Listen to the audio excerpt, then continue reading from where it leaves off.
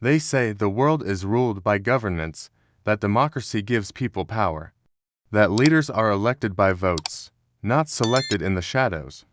But what if I told you all of that is just an illusion? Because beneath every war, every financial collapse, and every so-called coincidental global event lies a hidden hand, and that hand belongs to a society with more power than all the world's governments combined. A group worth over $1 trillion, controlling not just wealth, but ideas, leaders, and reality itself. You've heard whispers about them. Maybe you dismissed it as a conspiracy. But this is no theory. This is a story with names, with dates, with money trails, and with a terrifying truth you were never meant to know. Tonight, we open the black file on the secret society that's been shaping your life without your permission. This is Power and Secrets, and you're about to see why the most dangerous power is the one that doesn't need a name. It starts in 1910. 7 men boarded a private rail car in Hoboken, New Jersey. They used fake names. Their destination: a secluded island off the coast of Georgia, Jekyll Island. Their mission: to secretly draft what would become the Federal Reserve Act of 1913. Those 7 men controlled nearly a quarter of the world's wealth. And what they created didn't just influence American banking, it reshaped the entire global financial system. They weren't elected. They didn't answer to citizens. They answered only to each other. That meeting marked the birth of coordinated economic control. But it was only the beginning, because from that point on, the world became a chessboard. And the players, they weren't presidents. They weren't prime ministers. They were something far more powerful.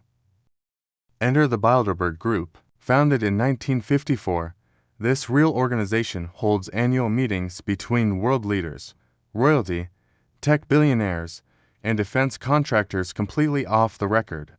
No press, no public, no accountability.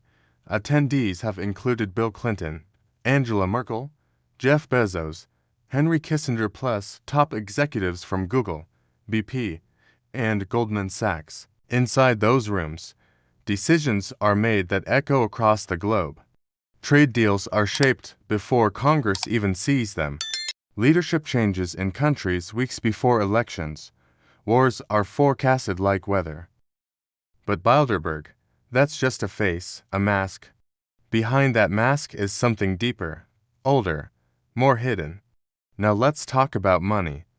The Rothschilds, the Rockefellers, the Morgans. These names echo through history. But what most people don't realize is that their true legacy wasn't just wealth, it was ownership. The Rothschilds financed both sides of the Napoleonic Wars. The Rockefellers shaped American medicine, media, and education. The Morgans designed the U.S. financial system. Today, their successors don't show up on Forbes lists. They operate through holding companies, trusts, and foundations. Vanguard, BlackRock, State Street, these aren't just investment firms. They're the financial godfathers of the modern world. Together, they control over $20 trillion in assets. They own major stakes in almost every Fortune 500 company, from Apple to Pfizer, from CNN to Fox News, and through interlocking ownership.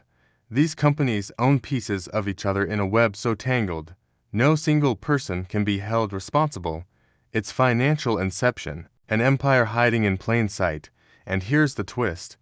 Those same companies fund politicians, shape media narratives, and even influence which wars the public gets to see. So, when you think you're choosing a side, you're really just choosing which of their assets you'll support. But wealth alone isn't enough. Power needs obedience. That's where the Council on Foreign Relations comes in. Founded in 1921, the CFR is a U.S.-based think tank. Its members have included almost every U.S. Secretary of State, Defense Secretary, CIA Director, and even presidents. But this group doesn't just advise policy. It shapes ideology. It creates global consensus. In those meetings, world events are given names. Is it a civil conflict or just plain terrorism? Is this a regime change or a liberation? Is it an economic collapse or a transition? The words you hear on the news, they often come from these rooms. And here's the darkest part, the media giants reporting those stories. They're often in the rooms too. They're not just covering the story, they are the story. Remember the 2008 global financial crash. Trillions of dollars disappeared from ordinary lives. Homes lost, jobs erased. Pensions wiped clean, but the elite, they stayed untouched. While you watched the markets collapse, the real story happened in private. Backroom bailouts, secret deals, the same institutions that caused the collapse got rewarded with taxpayer money. Why? Because they were too big to fail. But what if they were never meant to fail at all? What if every crisis is part of the strategy? A way to consolidate power while the world panics. Follow the money.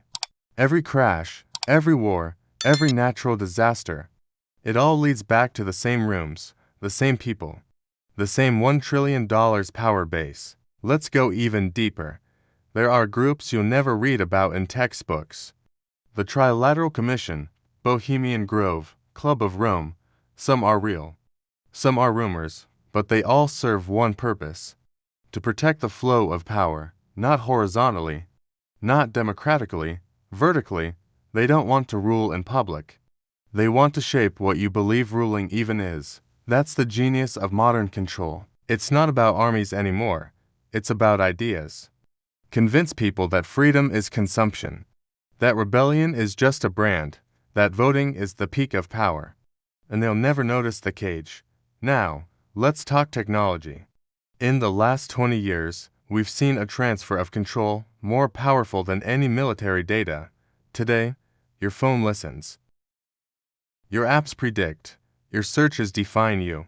But who controls the servers? Who owns the satellites? Who decides what's censored and what trends? Hint, it's not your government. It's private companies, backed by the same network we've been uncovering all along.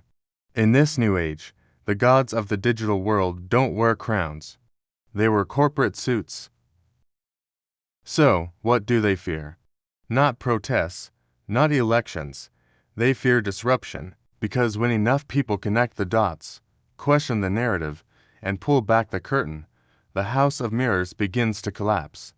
That's why whistleblowers vanish, why journalists are silenced, why truth, when it's too dangerous, gets rebranded as conspiracy, not because it's false, but because it's unauthorized.